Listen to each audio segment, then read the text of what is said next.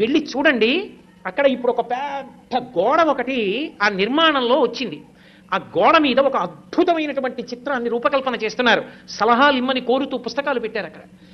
శ్రీశైల క్షేత్రంలో బయలుదేరి త్రిపురాంతకం వచ్చి, త్రిపురాంతకంలో బయలుదేరి మహానంది వచ్చి, మహానందిలో బయలుదేరి అహోబల క్షేత్రం వచ్చి, అహోబల క్షేత్రంలో బయలుదేరి తిరుమల వస్తాయి.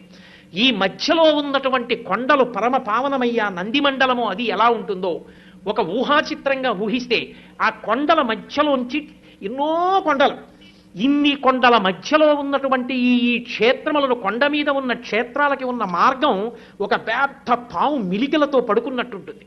అది వెంకటాచలం దగ్గరికి వచ్చేటప్పటికి పడగలు విప్పి శేషుడు అవుతుంది.